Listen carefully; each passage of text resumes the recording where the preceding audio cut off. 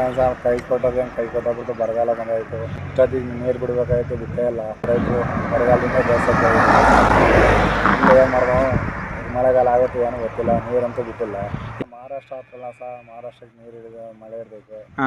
ಅದು ಹತ್ರ ಇರೋದ್ರಿಂದ ಆ ಕಡೆ ಮಳೆ ಇರ್ತದೆ. ಇಲ್ಲಿ ಆ ಥರ ಮಳೆಯನ್ನು ವಾತಾವರಣ ಕಾಣ್ತಾ ಇಲ್ಲ. ಇವಾಗ ಏನು ಬರಗಾಲ ಆಗುತ್ತೆ. ವರ್ಷದಲ್ಲಿ ಒಂದು 2 ಸಲ ಬಿಡೋದು ಅದು ಅವ್ರ ಕಂಟಿನ್ಯೂ ಬಿಡ್ತಾರೆ. ಜೂನ್ ಫಸ್ಟ್ ಬಿಡ್ಬೇಕು, ಜೂನಿಂದ ಜುಲೈ ಬಿಡೋರು. ಡ್ಯಾಮ್ ತುಂಬಿಲ್ಲ, ಅವರು ಏನು ಮಾಡ್ತಾರೆ, ರೈತರು ವ್ಯವಸಾಯ ಮಾಡೋಕೆ ನೀರನ್ನ ಇದ್ದೇ ನಂಬ್ಕೊಂಡಿರ್ತಾರೆ. ನೀರೇನು ಯೂಸ್ ಆಗಲ್ಲ ನಮಗೆ. ತುಮಕೂರು ಸೈಡಲ್ಲಿ ಮಾತ್ರ ಯೂಸ್, ನಮಗೇನು ಯೂಸ್ ಆಗಲ್ಲ.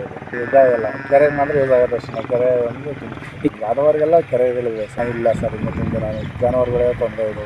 ಮೊಸರು ಅದೇನು ಬೇಡಿ ಸರ್. ಯಾವ ಊರು? ಇದು ಚಿಕ್ಕಮಗಳೂರು ಸರ್. ಈಗಾಗಲೇ ಜೂನ್ ಮುಗಿದು ಜುಲೈ ಅಂತ ಕಾಣ್ತಾ ಇದ್ದೀವಿ.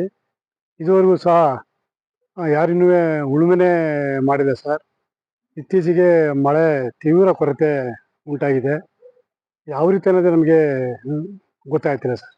ಅದೇ ಸರ್, ಈಗ ನಮ್ಮನ್ನೆಲ್ಲ ಈಗ ದೇವರೇ ಕಾಪಾಡಬೇಕಂತ ಕೇಳ್ಕೊತೀವಿ. ಯಾವುದು ಮಳೆನೂ ಇಲ್ಲ, ಯಾವುದು ಬೆಳೆನೂ ಆಗಿಲ್ಲ ಸರ್. ಎಷ್ಟೋ ಜನ ಇನ್ನೂ ಹೊಲನೇ ಉಳುಮೆ ಮಾಡಿಲ್ಲ ನಮ್ಮ ಕಡೆ. ಭಾಳ ಕಷ್ಟ ಆಗಿದೆ. ಇನ್ನು ಎಲ್ಲ ಅಣೆಕಟ್ಟುಗಳು ನೋಡಿದ್ರು ಎಲ್ಲ ಬರಿದಾಗಿದೆ. ಕಳೆದ ವಾರ ಸ್ವಲ್ಪ ಮಳೆ ಏನೋ ಬಂದು ಸ್ವಲ್ಪ ನಮ್ಮ ಹೇಮಾವತಿ ಒಡಲು, KRS ಒಡಲು ಸ್ವಲ್ಪ ಮೈ ತುಂಬಿತ್ತು ಸರ್. ನಮ್ಮದು ಶ್ರವಣಬೆಳಗೊಳದಲ್ಲಿ ಪ್ರವಾಸಿಗಳ ತಾಣ ಅಂತ ಕರಿತಾ ಹೋಗ್ತೀವಿ. ಹಾಸನ ಜಿಲ್ಲೆಯಲ್ಲಿ ಶ್ರವಣಬೆಳಗೊಳ, ಹಳೇಬೀಡು, ಬೇಲೂರು ಈ ರೀತಿಯಾಗಿ ಪ್ರವಾಸಿ ತಾಣಗಳಿದೆ. ಈ ಪ್ರವಾಸಿ ತಾಣಗಳಲ್ಲಿ ಹೆಚ್ಚಿನದಾಗಿ ಪ್ರವಾಸಿಗರು ದಿನನಿಡೀ ಸಾವಿರಾರು ಜನ ಬರ್ತಾ ಹೋಗ್ತಾರೆ. ಅವ್ರು ಬಂದ ತಕ್ಷಣ ಅವ್ರಿಗೆ ಮೂಲಭೂತ ಸೌಕರ್ಯಗಳನ್ನ ಒದಗಿಸ್ಬೇಕು. ಅದರಲ್ಲಿ ಪ್ರಮುಖವಾಗಿ ನೀರಿನ ಅಂಶಗಳು ಬಹಳ ಮುಖ್ಯವಾಗ್ತದೆ. ಈ ಒಂದು ಪರಿಸ್ಥಿತಿ ನೋಡ್ತಾ ಹೋದ್ರೆ ಮಳೆಗಾಲ ನಮ್ಗೆ ಕೈ ಕೊಡ್ತಾ ಇದೆ. ಈ ಮಳೆಗಾಲ ಕೈ ಕೊಡ್ತಾ ಇದೆ ಅಂತಂದ್ರೆ ಪ್ರವಾಸಿಗರು ಬಂದಿರ್ತಕ್ಕಂಥವ್ರಿಗೆ ನೀರಿನ ಸಮಸ್ಯೆ ಬಹಳ ಹೆಚ್ಚಿನ ಕಾಡ್ತಾ ಹೋಗ್ತದೆ. ಅದ್ರ ಜೊತೆಗೆ ನಮ್ಮ ರೈತಾಪಿ ವರ್ಗದವ್ರಿಗೂ ಸಹ ಹೆಚ್ಚಿನದಾಗಿ ತಾಪತ್ರಯ ಈ ಒಂದು ಸಂದರ್ಭದಲ್ಲಿ ಕಾಡ್ತಾ ಇದೆ. ಮಳೆನೇ ಆಗಿಲ್ಲ ಸರ್. ಯಾಕಂದ್ರೆ ಒಂದಪ್ಪ ಒಂದು ವಾರ ಹಿಂದೆ ಒಂದಪ್ಪ ಬಂದು ಹೆಂಗೆ ಸೈಕ್ಲೋನ್ ಟೈಪ್ ಬಂದು ಹೋಗಿದೆ.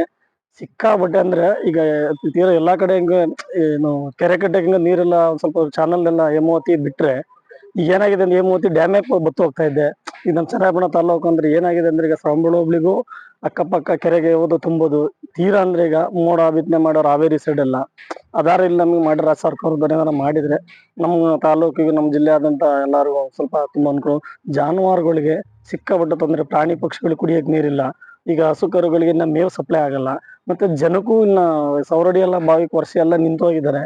ಈಗ ಮುಂದಕ್ಕೆ ಈಗ ಯಾವ ತರ ರಾಜ್ಯ ಸರ್ಕಾರ ಏನ್ ಮಾಡುತ್ತೆ ಅನ್ನೋದಂತ ಗ್ಯಾರಂಟಿ ಇವೆಲ್ಲ ಕೊಡೋದಕ್ಕಿಂತ ಹೆಚ್ಚಾಗಿ ಈ ನೀರಿನ ಒಂದು ಅನುಕೂಲನಾರ ಮಾಡಿಕೊಟ್ರೆ ಭಾರಿ ತುಂಬಾ ಒಳ್ಳೇದಾಗುತ್ತೆ.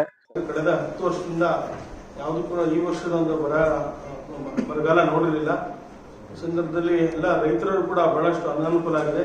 ಮತ್ತು ಹಾಸನ ಜಿಲ್ಲೆ ವಿಶೇಷವಾಗಿ ಆಲೂಗಡ್ಡೆಗೆ ಬಹಳ ಪ್ರಸಿದ್ಧ ಅಂತ ಆಲೂಗಡ್ಡೆ ಬೆಳೆ ಇವತ್ತು ನೆಲ ಕಚ್ಚಿ ಹೋಗಿದೆ. ಇವತ್ತು ಸುಮಾರು 40,000 ಹೆಕ್ಟೇರ್ಲಿ ಬೆಳೆಯುವಂಥ ಬೆಳೆ ಇವತ್ತು 4,000 ಹೆಕ್ಟೇರ್ ಕೂಡ ಇವತ್ತು ಬೆಳೆಯನ್ನು ಆಲೂಗಡ್ಡೆ ಬೆಳೆ ಮಾಡಿಲ್ಲ. ಅದೇ ರೀತಿ ಮೆಕ್ಕೆಜೋಳಕ್ಕೂ ಕೂಡ ತಮಗೆ ಗೊತ್ತಿದೆ, ಮೆಕ್ಕೆಜೋಳ ಕೂಡ ನಮ್ಮ ಹಾಸನ ಜಿಲ್ಲೆ ಇದು ನಮ್ಮ ಹಾಸನ ತಾಲೂಕಿನಲ್ಲಿ ಸುಮಾರು 35,000 ಹೆಕ್ಟೇರ್ ಅಷ್ಟು ಬೆಳೆಯನ್ನ ನಾವು ನಿರೀಕ್ಷೆ ಮಾಡಿದ್ದು. ಅದ್ರ ಪ್ರಕಾರ ಇವತ್ತು 24,650 ಹೆಕ್ಟೇರ್ಗೆ ಇವತ್ತು ಮುಸ್ಕಿನ ಜೋಳನ ಬೆಳೆನ ಮಾಡಿದ್ದಾರೆ. ಅದರಲ್ಲಿ 17,200 ಹೆಕ್ಟೇರ್ ಅಷ್ಟು ಬೆಳೆ ಇವತ್ತು ನಾಶವಾಗಿದೆ. ಏನೋ ಒಂದು ರೋಗದಿಂದ, ಬಿಳಿ ಸುಳಿ ರೋಗ ಅಂತ ಏನು ಬಂದಿದೆ ತಮಗೆ ಗೊತ್ತಿದೆ. ಬೂಜಿ ರೋಗ ಅಂತಲೂ ಕೂಡ ಅದಕ್ಕೆ ಕರೀತಾರೆ.